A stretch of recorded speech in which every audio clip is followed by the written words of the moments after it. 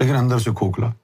یہی حال آج کے لوگوں کا ہے، داڑیاں ہیں، امامیں ہیں، ساری ظاہری چیزیں ہیں، لیکن وہ جو اللہ سے تعلق جڑتا ہے قلب کے ذریعے، وہ تعلق نہیں۔ جس دن ہماری سمجھ میں یہ بات آئی تو اس دن ہم نے یہ سوچ لیا کہ بس اللہ کو دکھانا ہے۔ اللہ کہتا ہے ان اللہ لا ينظر الى صورکم واعمالکم ولکن ينظر الى قلوبکم ونیاتکم۔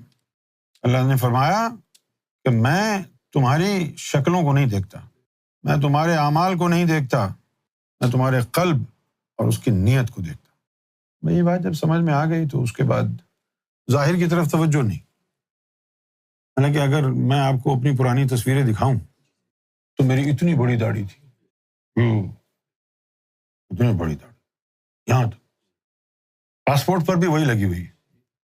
مجھے مسائل بھی پیدا ہوئے، پاسپورٹ پہ اتنی بڑی داڑھی کی تصویر، سرکار سے مل لیا، یہ یعنی ذکر چل گیا، کلین شیو ہو گیا، ایئرپورٹ پہ امیگریشن والوں نے روک بولا یہ تو تم ہو ہی نہیں۔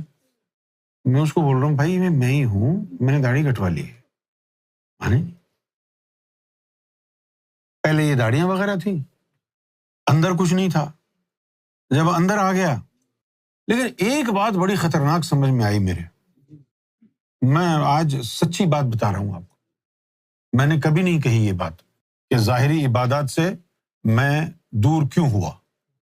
جب مجھے یہ پتہ چلا کہ باطنی عبادت دل کا اللہ اللہ یہ دل کی کالک کو باہر پھینکتا ہے، اور ظاہری عبادت جسم کی کالک کو دل میں پھینکتی ہے، میں نے کہا یار اندر کی بھی اور باہر دونوں کی اگر کریں، یہ اندر کی کالک باہر پھینکے گا، زبانی عبادت باہر کی کالک اندر پھینکے گی، اور میں جتھے تھی کھوتی اتھے آن کھلوتی، بیک ٹو اسکوائر ون۔ ظاہری عبادت جسم کی کالک اندر پھینکے گی، اندر کی عبادت دل کی کالک باہر پھینکے گی۔ اب کیا کریں؟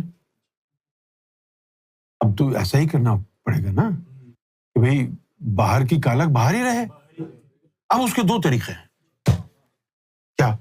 یا تو آپ پر اللہ کی تجلیات پڑیں جو باہر کی کالک جل جائے، یا پھر آپ باہر کی عبادت ہی نہ کریں۔ اب یہ دوسری والی بات میں آپ کو تو نہیں کہہ رہا۔ جس دن میری سمجھ میں یہ بات آئی تو میں پھر باہر کی عبادت سے جو ہے، لیکن پھر مجبوراً ایک وقت تک کرتا رہا۔ کب تک؟ کیونکہ سرکار کا فرمان تھا کہ جب تک اپنی آنکھوں سے اپنی ارواح کو، جسوں کو ظاہری عبادت کرتے ہوئے نہ دیکھ لو، جسم کی عبادت بند نہیں کرنا۔